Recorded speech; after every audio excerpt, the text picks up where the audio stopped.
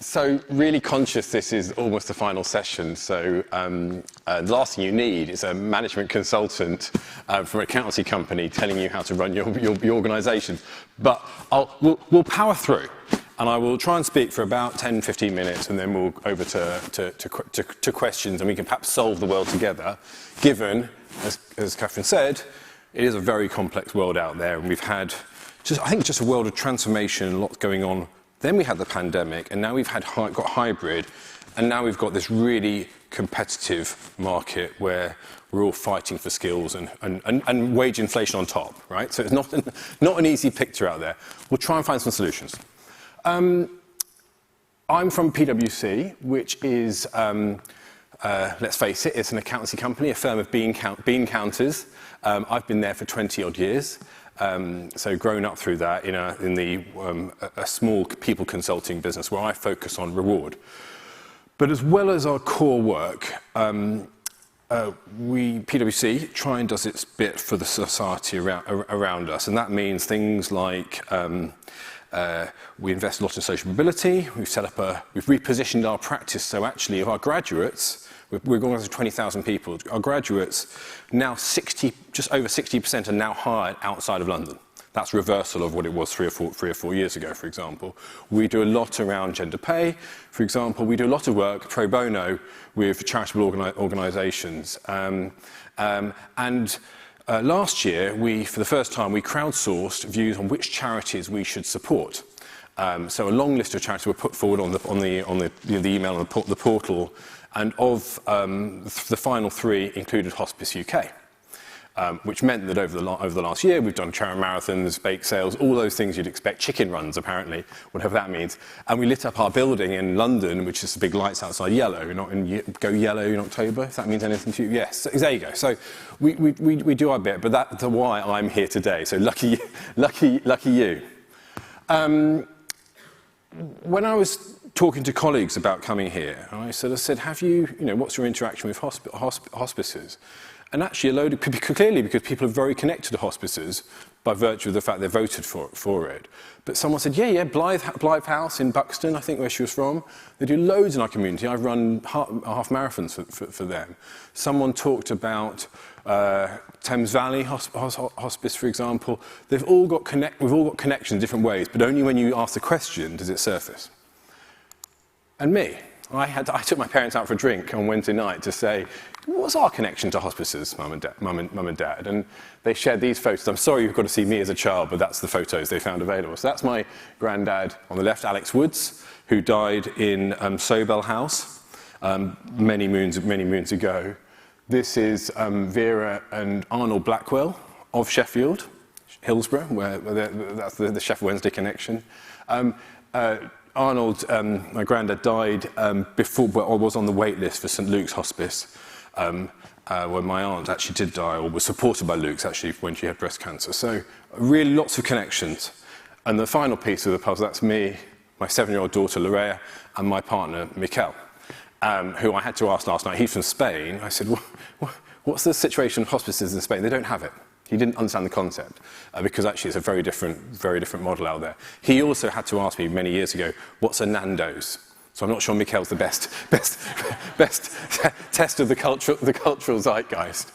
But as I said, I'm a consultant. I work with organisations historically in paying conditions.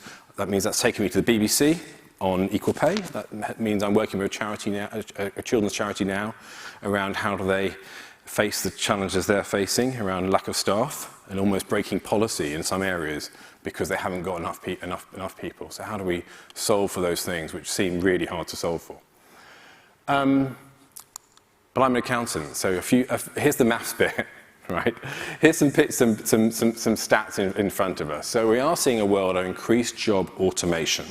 A lot of my work is around organisation. How do you prepare for those skills of the future? We just saw it in the advert for Skyline, right? You do need your retailers to be equipped for new ways of working.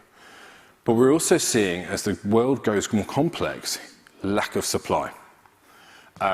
and actually people less moving around as we've increasingly felt in the last couple of months, and a really shifting demographics. So the labour force is getting broader. So you actually have 5 generations of employee in the workplace.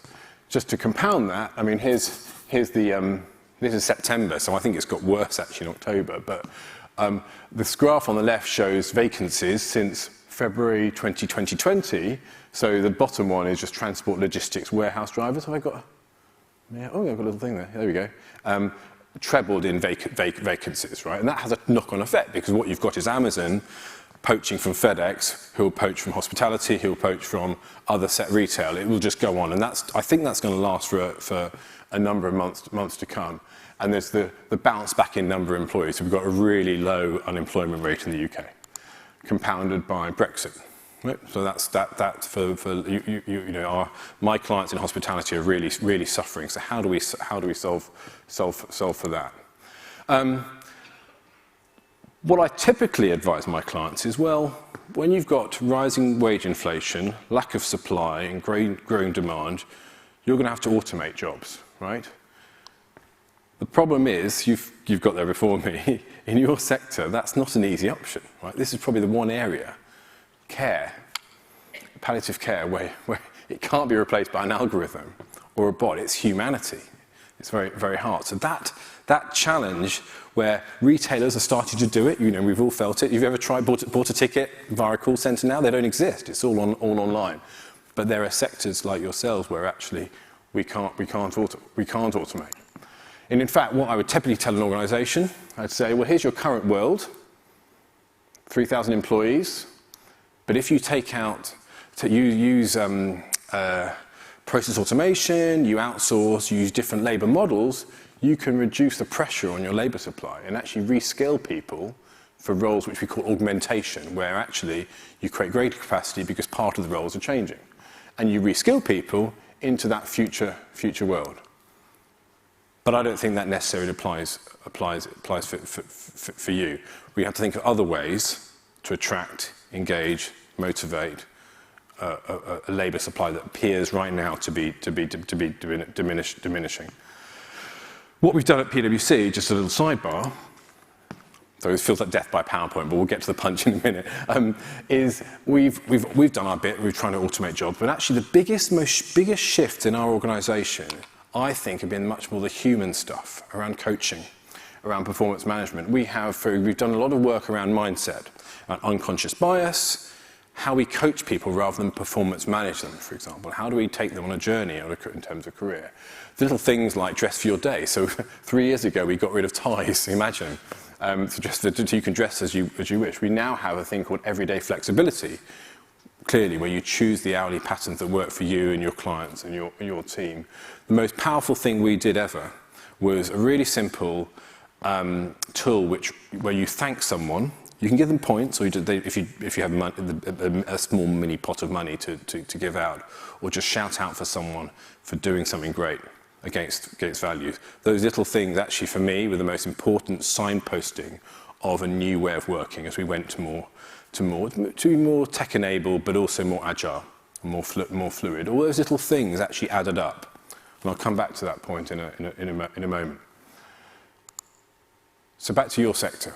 So, recent CEO survey asked what's your big headaches, what are you grappling with. Productivity was key.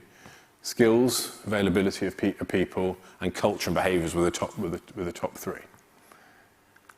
Taking all of this noise I've just shared, I think, with my limited connection to hospice and healthcare generally, I think there's some assets you have in your organisations that I'd encourage you to think about, right, as you look towards shifting your current workforce and you're attracting and engaging your future staffing across fundraising, across retail, across the care areas. Those are these 5. I'm going to touch on each of those in turn and then go for questions. So you have purpose and you have meaning. You have the ability to be flexible because you are a large body actually across the UK. And I imagine because it's 24-hour, there are different labour models you could apply. You have ways, I suspect, of harnessing and giving people access to new skills. I want to share a moment on that in a moment, explore that. And you have my experience of looking back to my granddad Alex at Sober House was a really actually positive, calm, there was a calm energy about it. It wasn't a sad place. And those things, aspects of that team environment, pulling together, making things the best they possibly can for someone in the last days is really powerful. And then progression. I think if we can't fight on money, what you can do, the asset you have is helping people understand how they can progress in an organisation, that transparency of career, and how they might move up a ladder. So I'm going to just a couple of minutes on each of those. A lot of stats on this slide. The point here is actually 46% of individuals would choose a job that made a difference over money. Now, that still means there's table stakes of money, right? You can't just get away from the fact that people want earning. And actually, in the younger generations, increasingly now, because of the cost of living pressures, people do want a decent wage. But actually, as you go up the demographics, they will prioritise a job that makes a difference. That's your asset, right? That's a huge, powerful thing. And I increasingly hear it from our graduates who don't want to work with certain organisations, for example, a tobacco company or an aerospace defence company, or travel. They would like some meaning. Yes, they want a salary, but there is meaning. And I think that presumably that connection was one of the reasons why Hospice UK was voted in as a charity. Right? People wanted to do more than just working. That's a powerful tool you have. Flexibility. Career is no longer linear. You don't just leave school or education of some kind and have a job that lasts and then you retire. It's much more modular now. So you might work full-time for a bit, you might take a break to travel. You might have a thing called a side hustle, which, if any of you know, have got something else, they do, right? A lot of graduates sell things on this thing called Etsy, which I'm not familiar with, but people do stuff. They might make beer in their spare time. COVID's shone a light on that. People want more room for doing things that they think are cool, right? Self-employment, people might want to do something themselves as a contractor for a while. They might want to reskill into a new job, take a complete change, because it's no longer, we're not going to be working longer now. And into a career change, and then actually have a reduced, perhaps a number of different organisations you work with, and charities, for example. That is a labour model. You could tap into that, I suspect. Actually, people, retirees, or individuals from in coming back to the workplace, working or mums or parents who want to manage a job with drop-off. So I was working with a hotel company recently who are really struggling post-Brexit. It's hotel and restaurants. And they have created an app where people can, like an Uber almost, for their employee network, who can say, yeah, I've got 3 hours to spare on a Monday to Friday. I'll come in and clean rooms, for example. But it's in their control. It won't be every day when it suits them. That sort of thing gives them control. The other thing that organisation has done, it's a nationwide organisation, is map the postcodes where people live onto where their place of work is. And it's that's strange. We've got somewhere that's close by there where they live. Wouldn't it be easier for them to go there? Let's offer that. Let's be flexible around them and what would suit them rather than the additional commuting time, for example. So there's ideas there where you can play with. I also think there's a famous consultancy diagram there, but what I think the world of work is going to be slightly more complicated and more ambiguous. So you'll have adjacent alliances, for example. I know the UK government wants to do a lot more idea around labour exchange, where you share talent, move people around in areas of peak demand, for example, across. And that was tried, I think, for moving hospitality to fruit picking last year. It didn't work out, but I do think there's something in that. I also think areas like police forces are trying to use shared services in a different way and outsource and actually use overseas talent in different ways. So I think there's a way that this isn't we mustn't think about this in the terms of the past, but think there's much more of an ecosystem of employers. And there may be something there in the hospice world, perhaps we can explore in questions. Skills. Look, we hear a lot about skills and learning is the new pension. Because we haven't got much pension and we are going to be working longer, actually the ability to acquire new skills and to grow as an individual becomes an asset.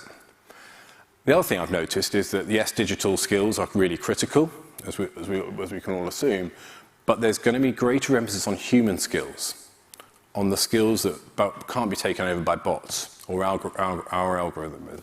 Emotional intelligence and empathy are massively important now in getting the best out of people around raising productivity.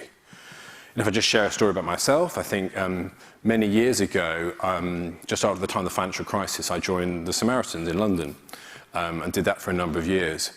One, because I sort of felt there was going to be a real disruption in jobs and anxiety in the financial crisis. But actually, I knew that some of the feedback I got from PwC was actually I was not a great listener and actually didn't always have the best empathy. We're better to learn that. So it wasn't entirely unselfish that I became a Samaritan and did those night shifts. I was trying to learn a new skill. You must have that in droves in your people, right? And there'll be organisations outside, businesses outside the hospice world that actually would like to perhaps give people a glimpse of a different way of working, of engaging, whether it's volunteer work or connecting in different ways. Even getting teams to set up, the prize winner, Loris, I think it was the pop-up bars and things. Actually, how do you get your almost apprenticeship ideas for staff in a corporate business in your town or local area, set it up to make money for your charity? There are ways you can give them new skills that aren't actually, they won't earn in the traditional workplace, but they could earn and learn in an environment like you. Right, I don't know if any of this resonates. I'm not sure who does a laptop in the sea. Does it work there? But I suppose the point is we're seeing office environment, lots of plants, ping pong tables, DJs, much more, comfy chairs, etc. But the environment goes deeper than just the real estate and the design. It actually goes to the connections and how people connect, and the social environment that comes with it. My hunch is that's another asset you've got in your world. I'm not saying it's not tough, but actually the connection. I remember, at 3 a.m. in the morning, those personal connections with the Samaritans was really powerful. And I wonder if there's something there about the positivity and the connections that you can foster. And the final one, I mentioned progression. There's a lot of work being done now in organisations trying to work to map out, if you start here, how do I move up? Right? Within a job, what are the competencies I need? And then what is my next step? We talk about having ways, the sat-nav for your career. And I wonder if there's something there for your HR teams to think about. Actually, we're going to hire people in, but it isn't that job. That job, they could go into different areas. They can move from care support into team leading, or perhaps try a stint in fundraising or something else, just to keep those learning as a muscle, keep it going, but also link it to progression and pay. Because I think knowing where you might move in a very competitive labour market, in a structure, could be another area that I certainly in my experience in charities has not been fully tapped up. Just a word on reward. So here's we surveyed mostly private organisations just last month on pay budgets. And they are for January and April last year. They are planning, it's not nudging upwards towards over 3%. Right? That's the reality of inflation and CPI. But what they're not doing is giving that in a blanket way. Because the longest time we've had very little pay budgets available. It's 1%, 2%. It's been done as a blanket. It's going to be more targeted on those jobs or locations where there's greater attrition and greater risk and greater business need. So some people might be getting more by 5%, 6%, and some people getting less. I think that's an area and a final, an asset that you need to think about, being more creative. Oh, there you go, closing messages from me. So what would I say here? I think it is, might say the world of work is quite bleak. And I don't think it's going to be easy for a number of months. But just from the outside looking in, I think there's ability to really tap into the things the assets you have got, and tell a story around them, to attract in talent, staff, and connections to the staff and that broader network. Think about the totality. We talk about EVP a lot, the overall employee value proposition. In a bank, that's money. You guys, it's purpose, it's meaning, it's the connections you get with families, for example, all those great things. And actually a job that you can come and go into, I suspect. Can we pull resources in different ways and find new ways to work more, to raise productivity that way? I think we should recognise the diversity of the workforce in terms of generationally and across and globally to deploy those. And I'm sure you all are, and I think that's the main message of listening to the sessions today. Be proud, because it's incredible work, and I don't think everyone knows it. Everyone knows it a bit, but not enough. I'll stop there. So, how have I done? Right, okay, all right. I'm going to sit over here, and I think we move to questions.